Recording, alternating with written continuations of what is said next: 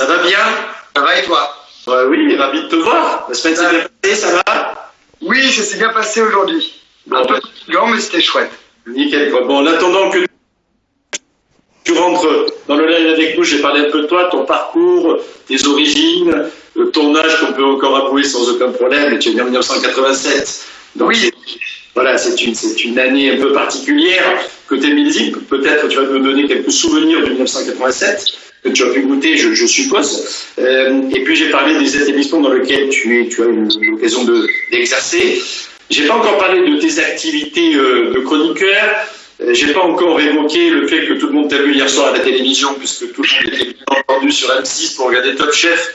Et on a bien apprécié d'ailleurs la façon très personnelle et très sensible que tu as vu avec la team de ton ami François Régis Gaudry d'analyser donc ces deux restaurants. C'était pas trop difficile. On a l'impression, vu de l'écran, que finalement il n'y avait pas photo entre les deux endroits. Alors oui, ça serait un peu dommage de dire ça, et je veux pas plomber le candidat, mais en tous les cas, c'était un peu ce soir-là. Bon, déjà, c'est assez particulier parce que nous, quand on tourne pour Très Très Bon, on est une toute petite équipe, une petite production, il y a 2 cadreurs.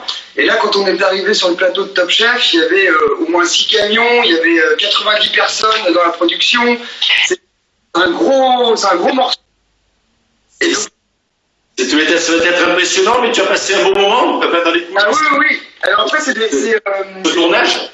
Alors ouais, c'était un super tournage parce que j'avais ramené du vin, évidemment, et donc on a bu des coups avec les chefs et tout ça, donc ça c'était assez rigolo. Ça, c'était un peu off, on n'a pas trop vu ça, mais je suis sûr que c'était un moment vraiment génial. C'était un moment léger qui était assez rigolo. Et en fait, non, mais donc on est arrivé sur le premier restaurant, donc c'est un tournage qui a duré 6 heures quand même, hein, alors qu'on nous a vu peut-être 5 minutes, j'en sais rien, mais c'est un tournage de 6 heures. Et le premier resto était super, était très gourmand, la pomme de terre tenait ses promesses et était mise en avant. Et le deuxième, en fait, il y a eu un loupé sur la cuisson, évidemment.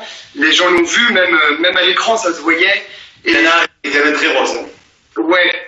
Et non, mais en revanche, je dois dire, d'ailleurs, c'est très bien montré dans l'émission, les chefs, ils savent pas ce qu'ils vont cuisiner dès le matin. En une journée, ils arrivent à créer un restaurant, faire la déco, mettre des logos, faire un marketing. Enfin voilà, avoir toutes les idées en une seule journée, c'est déjà bravo, quoi. Le seul truc qu'ils n'avaient pas à faire, c'était aller chercher les clients, parce que les clients leur étaient imposés. Il y avait 15 personnes avec eux autour de la table. Dans le off de ce tournage, tu disais que tu avais apporté quelques flacons. C'était quoi donc les flacons? Parce qu'on les a pas vus, fais-nous saliver un petit peu. C'est ça parce que quand, à un moment, dans le deuxième restaurant, la voix off dit on a attendu 20 minutes entre l'entrée et le plat. Exactement. Ouais.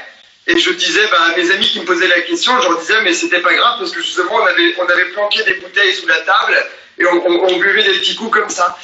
Sachant que c'est un tournage qui est fini à 3h du matin, donc tu vois, il fallait bien un peu se requinquer pour et qu'est-ce qu'on avait, je sais plus trop ce qu'on avait, mais je me souviens des régions. On avait quelques Beaujolais, si c'était pas du Lapierre, ça devait peut-être du Bertrand. On avait aussi du Mont-Olivet, on avait aussi on avait quelques flacons qu'on avait emmenés comme ça, assez rigolo. Bon, j'imagine, je te fais confiance et je sais que tous les gens qu'on a pu voir à l'antenne notamment, et même ceux qu'on n'a pas vu à l'antenne, ont dû bien en profiter. Comment tu arrives au vin, toi? Écoute, un petit peu par hasard, même si j'avais été baigné un peu dedans par mes grands-parents qui me trempaient mon doigt le dimanche dans des verres de vin rouge, vers 10 ans. En fait, j'ai commencé la restauration à l'âge de 14 ans, à une école que tu connais, parce que tu étais venu faire des interventions dans cette école-là, à Gare-de-Main. Et donc, j'ai fait un cursus scolaire traditionnel, avec tous les métiers de la salle, de la cuisine et de l'hébergement. Donc, ça s'appelle un bac technologique hôtelier. Et ensuite, Pardon? Je t'en prie. Moi, je t'en prie. J'ai eu Franck Ramage, notamment, comme professeur. Voilà. Et j'allais y venir, en fait, c'est un bac technologique hôtelier qui nous apprend tous les métiers de la restauration. Et en fait, j'avais dans l'idée de monter un restaurant plus tard, plutôt pour être en cuisine d'ailleurs. Et en fait, l'école, donc Albert Demain, proposait une mention complémentaire sommellerie en 1 an. Et je me suis dit, ce serait toujours bien de m'intéresser au vin si je veux monter un restaurant un jour. Et en fait, cette année-là, donc Franck Ramache, qu'on salue, Francky, est quelqu'un d'extraordinaire, qui est pédagogue. Dis-moi. Et donc c'est l'anniversaire aujourd'hui, donc on peut souhaiter un joyeux anniversaire à monsieur Ramache. Aujourd'hui, exactement. Je ne sais pas s'il nous regarde, mais en tous les cas, c'est son anniversaire aujourd'hui, tu as raison. Et en fait, moi, ce que j'ai adoré dans cette année-là, c'est outre le fait qu'on ait eu un stage en cave, un stage de vinification et un stage en salle, je ne sais pas si tu te rappelles, parce que tu fais ça tous les ans, t'es très proche des élèves à chaque fois, mais on finissait à l'Aubrac un jeudi soir, et puis on se retrouvait avec toi, avec Olivier, avec Manuel Perrondet, avec Antoine Pétrus, avec toutes ces personnes-là. Et en fait, on faisait des dégustations à l'aveugle et on restait jusqu'à 3h du matin. Et quand je me suis dit que je regardais la table et je me disais, mais attends, il y a toute l'élite de ta profession qui est autour de la table. Déjà, c'est un privilège de dingue de pouvoir côtoyer l'élite de sa profession. Et en plus de ça, je me disais, on était en train de manger des côtes de bœuf et de bien boire. Je me suis dit, mais si ça, c'est un métier, je veux le faire. Et c'est comme ça que je suis resté dans la sommellerie, finalement. C'est vrai qu'il y a un côté très attractif dans cette convivialité qui est non seulement celle que l'on véhicule avec les clients, mais que l'on vit aussi nous-mêmes entre nous. Et ça, c'est juste formidable. Donc ça, c'était l'élément déclencheur. On va revenir sur les différentes questions. N'hésitez pas à poser des questions, on essaiera de vous y répondre au maximum. Comme tu t'en doutes, il y a beaucoup de questions sur Top Chef. Pourquoi il n'y a pas de mal à Top Chef? Quand est-ce qu'on peut faire effectivement des sommeliers aussi dans cette aventure, etc. Bon, voilà, on n'a pas toutes les réponses. On a bien conscience que nous, on aimerait bien, toi et moi, et vous tous qui nous écoutez, qu'on puisse parler du vin un peu plus librement. On peut le faire à travers le canal que l'on vit là. Toi, tu le fais dans ton émission sur Paris Première, parce que donc tu as tes sommeliers, je l'ai dit, le Ritz, le Louis XIII. Tu as travaillé avec Manuel Perrondet, notamment au Royal Monceau, tu es parti à Londres, etc. Tu travailles toujours pour une maison qui distribue des vins, comme ambassadeur de vignerons, je suppose. Exactement. Et puis il y a les médias. Donc l'aventure avec François-Régis Gaudry, notamment. Comment tu l'as rencontré? Comment ça s'est passé, votre échange? Déjà, j'étais fan de son travail. Je le suivais, moi l'émission Très Très Bon, c'était mon émission préférée depuis 9 ans. Je la regardais à l'époque, ça passait le samedi, je la regardais tous les samedis. C'était c'était sur Paris Première, oui. Donc je regardais sur France 5, enfin je regardais Paris Première et ensuite je regardais sur France 5 Petit Renault, sur les escapades de Petit Renault. Donc c'était mes samedis matins, si tu veux. Pas que l'avait un peu le programme. Exactement. Et en fait, le truc, c'est que j'adorais son travail à la radio, j'adorais son bouquin, j'adorais ce qu'il faisait à la télévision, et j'adorais en fait le côté qu'il soit très percutant dans ses interventions, qu'il soit brillantissime dans toutes ses connaissances, et puis à la fois l'approche très pédagogue, sans être élitiste, dans son élocution, et à la fois de pouvoir... présenter, par exemple, faire une discussion à la radio avec Philippe Conticini ou Pierre Hermé, et que monsieur et madame tout le monde qui ne connaissent pas ces grands monsieur de la pâtisserie, il y a un accès accessible. Et j'ai adoré ça, en fait. C'était qu'il parlait à tout le monde. Et puis le hasard de la vie a fait que je l'ai croisé plusieurs fois dans des restaurants différents. J'ai croisé la première fois dans un restaurant qui s'appelait Amer, dans le 10e arrondissement. Et d'ailleurs, quand tu regardes l'émission sur Amer, la chronique, je suis derrière François-Régis flouté et tout ça. J'étais allé le voir la première fois. Et ensuite, quand il y a eu l'ouverture du Clarence, à l'époque d'Antoine Pétrus, il a tourné l'émission et j'étais encore une fois derrière, flouté et autres. Et puis j'étais allé le voir une deuxième fois. Et puis après, la vie a fait que j'ai revu une troisième fois. Et puis on a échangé, on a sympathisé. Et on a bu des coups ensemble, évidemment. Et puis voilà, il y a eu un premier prime time avec Paris Première. Il a fait appel à mes services pour intervenir. Et puis, lui voulait avoir une chronique vin. C'était la suite logique. La chaîne aussi. Puis, du coup, ils se sont dit, pourquoi pas lui? Exactement. Donc, tu étais derrière pendant longtemps. Maintenant, tu es à côté de lui. Donc, ça, c'est c'est absolument génial de pouvoir partager tout ça, justement. Tu as écrit un bouquin aussi, hein, très sympa, aux éditions Marabout. Et ça s'appelle quoi ton livre, alors? Et alors, il s'appelle Le Petit Livre du Sommelier. Voilà. Et puis, l'idée, c'était que je pensais pas écrire un livre dans ma vie, mais le hasard des rencontres a fait que j'ai rencontré le patron de Marabout, donc une maison d'édition qui a révolutionné vraiment les bouquins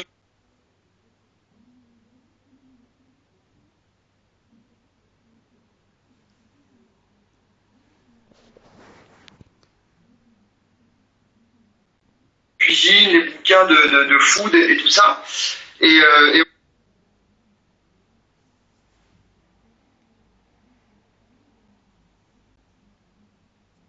à table, il a annulé tous ses rendez-vous, on est sorti de table à 16h30, et derrière il m'a dit bah, écoute, j'aimerais bien que tu m'écrives un bouquin comme tu parles du vin. Et donc il y avait beaucoup de choses, il y a beaucoup de choses qui ont été écrites sur le vin, que j'ai chez moi. Et à mon sens, il y avait jamais trop de bouquins accessibles, même si le vin pour les nuls est un super bouquin que j'ai chez moi et que j'adore.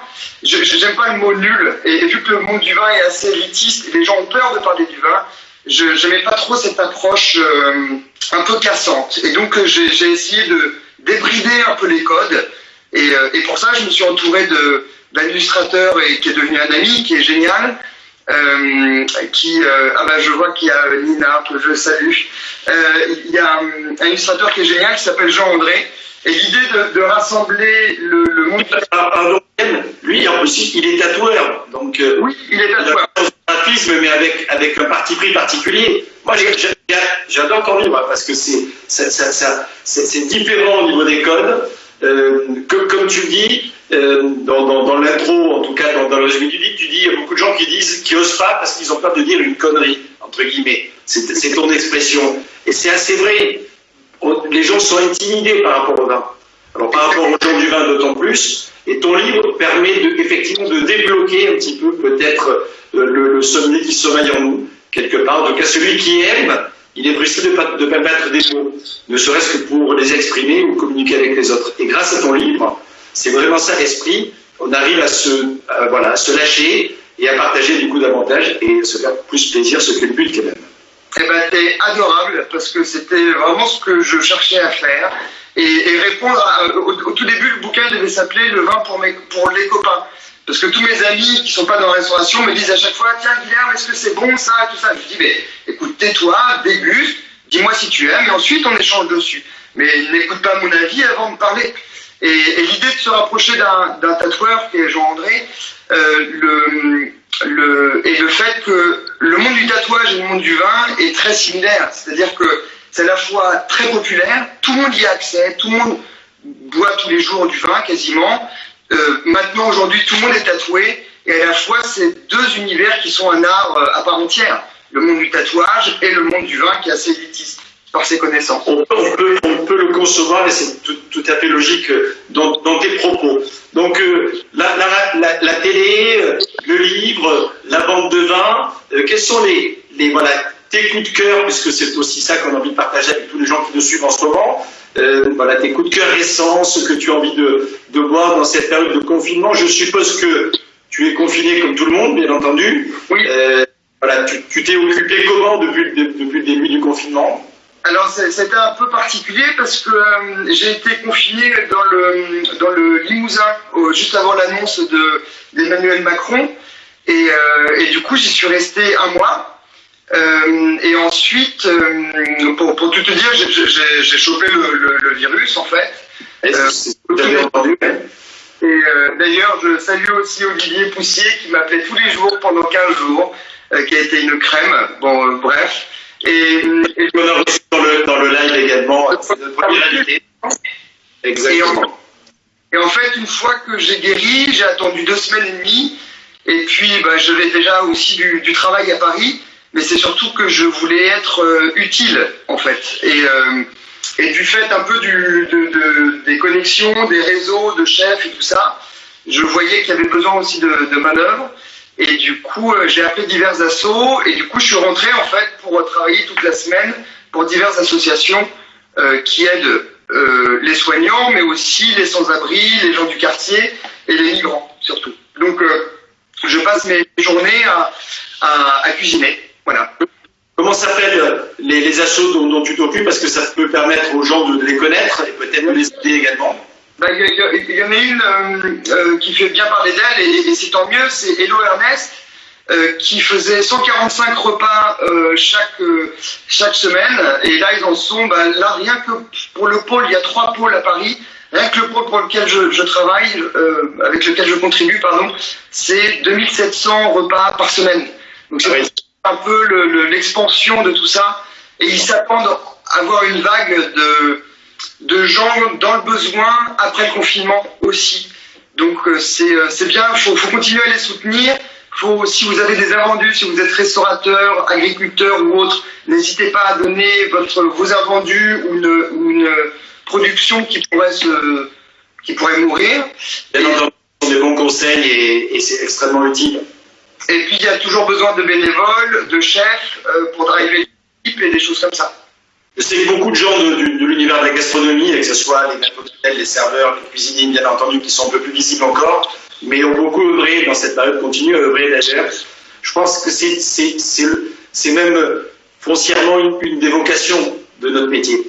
Évidemment. De servir les autres, d'être au service des autres. On le fait professionnellement parlant, il faut bien vivre. Mais effectivement, beaucoup de gens dans notre métier ont cet esprit, j'allais dire, de bénévolat. On le voit dans le monde associatif, beaucoup dans nos métiers. Effectivement, c'est très utile. Parmi les questions qui foisonnent, n'hésitez pas à en poser encore quelques-unes. On a encore un petit peu de temps ensemble. La perte du goût, notamment dans la période concernant le virus, c'est quelque chose que d'ailleurs on a partagé tous les deux, parce que moi aussi j'ai eu fin mars pendant une semaine. Et on en a parlé d'ailleurs avec Gabriel Lépousé, qui est chercheur en neurosciences à l'Institut Pasteur. Et on a publié d'ailleurs sur un document avec nos amis de 20 sociétés sur ce sujet. Comment tu as vécu cette frustration quelque part, je suppose, comme moi d'ailleurs, de perdre le goût? Est-ce que ton imaginaire, effectivement, de gastronome a pris le relais un petit peu? Évidemment. Toi comme moi, on est des bons vivants. On aime la charcutaille, on aime le vin, on aime tout ça. Et si tu veux, en soi, ça m'a pas angoissé tout de suite parce que j'entendais aux informations que c'était une suite logique et ça signifiait plutôt la fin du virus plutôt qu'autre chose. Effectivement, c'est perturbant quand on aime les bonnes choses et qu'on s'attelle à choisir des bons produits justement pour avoir ce goût-là. Mais ça m'a pas plus angoissé que ça parce que j'entendais quand même des témoignages qui me disaient qu'on le retrouvait au bout d'une semaine. Parfois, ça pouvait durer un mois, tout ça, mais en soi, je continuais à ouvrir des bouteilles de vin et mon imaginaire, comme tu dis, œuvrait à ce moment-là pour pouvoir me dire, quand on ouvre une bouteille de vin, on pense au vigneron qui est derrière, on pense à des moments qu'on a vécu avec ses cuvées, avec lui, avec tout ça. Et du coup, il y avait ce côté, oui, j'apprécie quand même, bien sûr.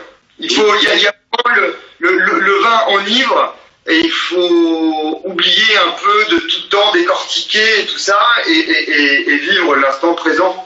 Le plaisir avant tout, et comme on le répète nous les uns les autres souvent, on ne va pas nécessairement dans le palais des autres, mais il faut prendre confiance et faire confiance à son propre palais. Parce que finalement, ce qui nous plaît n'est pas obligé de plaire à tout le monde, et heureusement, il va du vin comme pour de toutes les autres choses de la vie d'ailleurs. Alors, quelques flacons que tu as envie de partager avec nous là ce soir. Écoute, moi j'en ai ouvert un pour l'apéro. On n'a pas ouvert. Alors, moi, pendant que tu parles et que tu parles de cela, je vais ouvrir la bouteille que j'ai prévue aussi pour ce soir. Merveilleux. Alors moi, tu sais, apéro généralement ça commence par un blanc généralement, histoire de s'aiguiller un peu les papilles, de saliver un petit peu. Et là, j'avais envie de penser à mon copain Hubert Piel, que tu connais aussi, le Clos Saint-Fiacre à Orléans. À Orléans 2018, et Hubert est marié donc à Bénédicte, et Béné en fait a hérité d'un vignoble par son oncle Jackie, et ils ont commencé le domaine en 2001.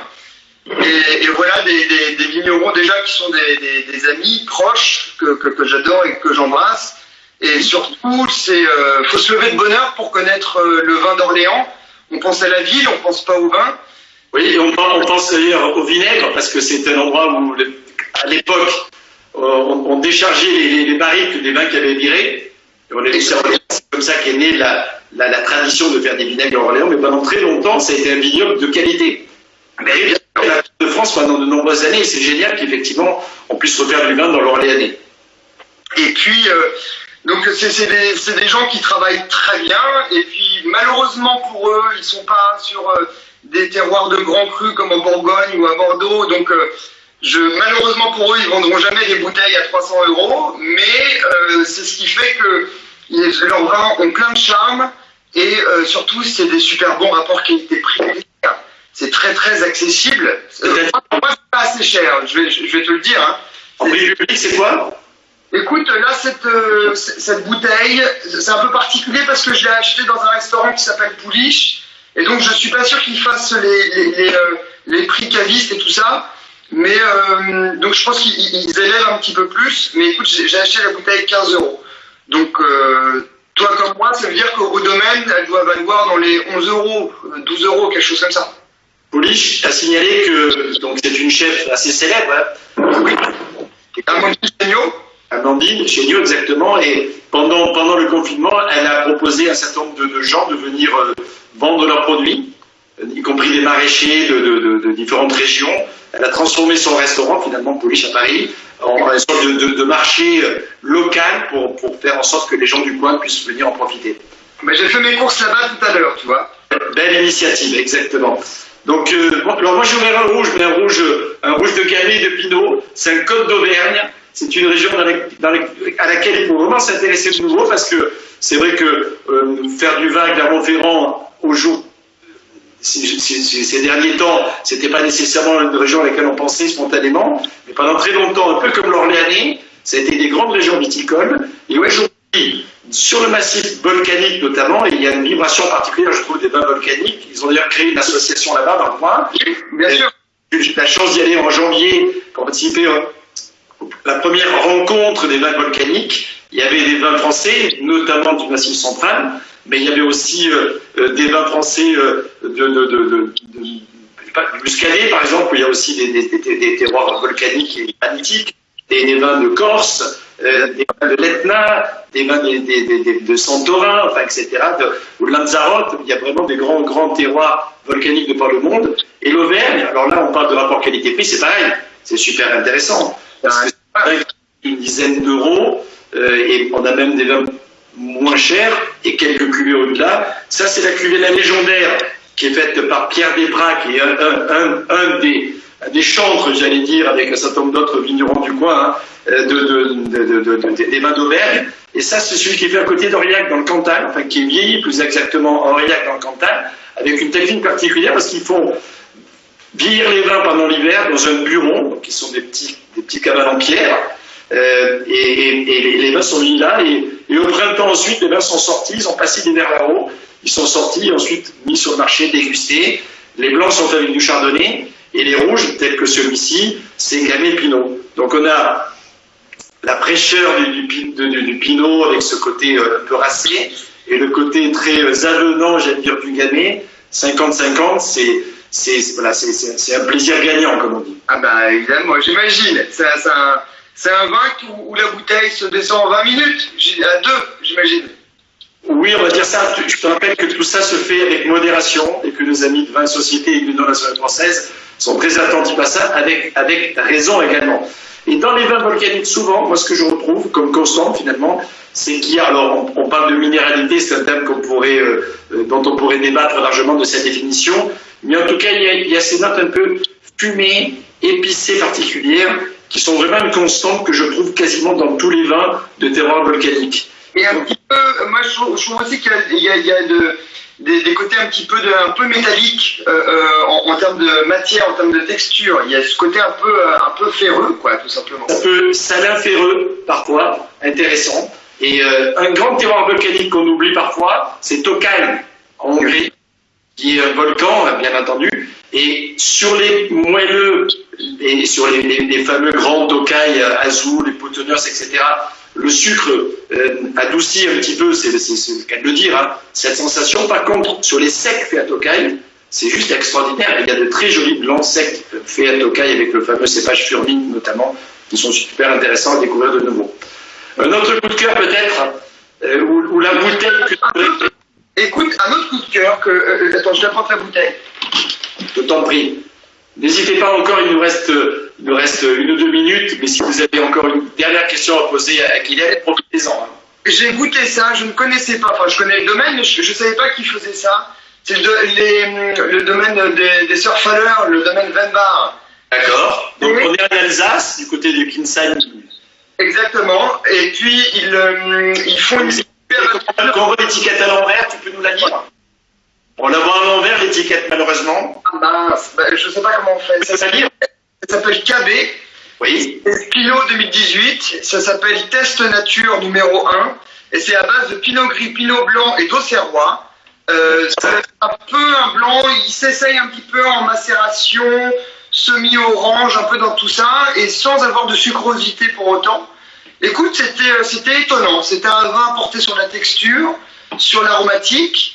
Et rien d'exubérant et plutôt digeste. C'était, écoute, une maison comme Weinbar qui se réinvente comme ça et qui s'essaye, moi ça me donne envie de me lever le matin. Ah oui, c'est exactement. Et de se coucher tard le soir pour profiter de oui. Et s'endormir avec des rêves, c'est ce qui est important aussi. Évidemment. Comme ça qu'on vit une vie sereine et notamment dans cette période de confinement. Moi, je suis resté très gamé en ce moment, et aujourd'hui notamment, j'ai ouvert un Morgon de chez Dominique Piron. C'est au Pierre, juste au pied de la Côte de Pie, dans des terroirs aussi d'ailleurs volcaniques, hein, parce que c'est très éruptif également, les granits notamment du secteur. C'est de musique 2016, et je trouve ça génial parce qu'il y a un petit peu d'âge, donc le vin a déjà trouvé un certain équilibre, une certaine complexité. Et ça, sur un plat de viande rôtie, c'est juste extraordinaire. Pour terminer, parce que le temps passe vite, bien entendu, il est déjà presque l'heure de rendre l'antenne. Qu'est-ce que tu as envie de goûter quand ce déconfinement va se terminer? Tu vas sûrement retrouver tes potes les plus intimes, voilà, tes proches. Et qu'est-ce que tu vas ouvrir? Écoute, je voudrais juste mettre l'accent sur quelque chose que tu dois être au courant parce que tu es proche des vignerons. Mais il y a tous nos vignerons qu'on aime qui ont besoin de trésorerie, ils sont à 10% de leur chiffre d'affaires en ce moment. C'est un peu catastrophique. Ils n'ont plus de restaurateurs, plus d'hôtels, plus de mariages, plus rien. Et pourtant, ils ont tous fait du vin rosé. Alors c'est pas mon truc généralement le rosé parce que pour diverses raisons que je vais pas dire là, mais en soi le rosé, ce qui est génial pour eux, c'est que ça leur permet d'apporter beaucoup de trésorerie. Et ça fait du cash. Avec des vins qui sont pas stockés. Donc, quand on reprend le dicton « boire un canon, c'est sauver un vigneron », je pense que je commencerai par acheter du rosé chez eux. Voilà. Et du rosé, il y en a en Provence, bien entendu, mais il y en a aussi dans plein d'autres régions. Il y a des rosés de l'Or magnifiques, il y a des rosés en Bourgogne intéressants, des rosés du Sud-Ouest, des rosés en Savoie. Enfin, vraiment, il y a des rosés un petit peu partout qui sont vraiment à découvrir. Mais écoute, je te remercie beaucoup. C'était adorable de prendre du temps pour nous tous. Vous étiez très nombreux à nous suivre.